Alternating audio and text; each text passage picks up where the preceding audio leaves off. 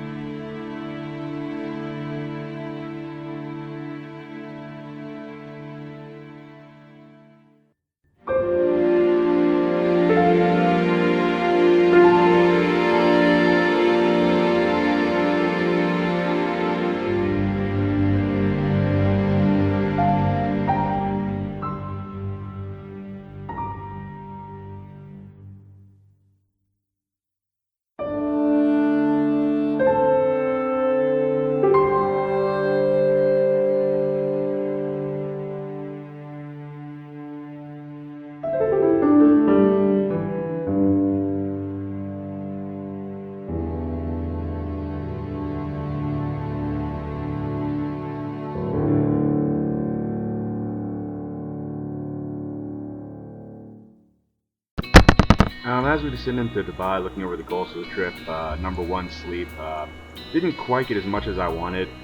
Really, I got about 2 or 3 hours, which was, even with the sleeping pill, kind of difficult. You're taking off at noon and you're landing at noon, so you're also traveling across 6 time zones. So it was difficult to get my body clock kind of adjusted around that, but maybe people have more luck. Also with hydration, sitting in the back row, there was water available at every attendance station. There was a water machine you could get water out of in the small cups right by the latrine, so not really any problem getting water, staying hydrated. And also for the last one, entertainment, thoroughly no problems at all with entertainment. Caught up on all the new movies that I might have missed during my recent busyness.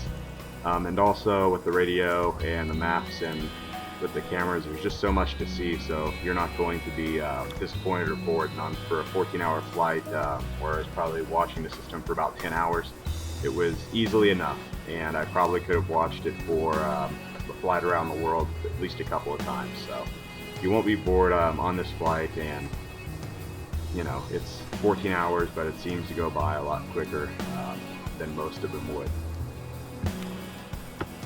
Looking at the overall ratings here, food 9 out of 10, very good. Definitely a lot better than most economy class fare. Crew 10 out of 10. Smiles all around. I think it was mentioned they spoke about 14 different languages. Immaculately dressed, very well presented, very friendly. Definitely an upgrade from American Airlines. Check-in 7 out of 10. Could have gone a little faster, but with an A380, of course, there's going to be a lot of people. Definitely use the online check-in. Seat 7 out of 10, never really had a problem with it during the flight. I think if I'd had people next to me for 14 hours, it might have been a little difficult, but not overall, not bad. Entertainment, of course, high marks, 10 out of 10. Definitely very entertaining, a lot of variety. You definitely will not be bored on this flight at all. Overall, as far as the best economy long-haul experience I've had, I think Emirates would have to rate probably above Asiana that I once flew from San Francisco to Incheon, and of course Lufthansa third. But Emirates, I think, as far as economy class, just as far as I've had the most well-rounded experience. I really enjoyed the flight. The A380 was definitely a treat, and I'll definitely, if I have the chance to fly Emirates again, I would definitely prefer them over most of the European carriers myself. Right now, just cycling through some bonus footage of Dubai Airport. Just want to take the opportunity to thank you again for looking through the Dallas to Dubai trip report. In case you do have the option to select this flight, I hope I was able to give you guys kind of an expectation as to what you might experience. It was definitely, for a 14-hour flight, something that passed very quickly, so I would definitely do it again. Right now, it's a little bit upscale footage of Dubai. A fun airport to explore and kind of walk through if you ever get the chance, but I'll leave it to somebody else to document. Hope to have another one of these up again soon. Enjoy, safe travels, and I hope you all have a nice day. Thank you very much.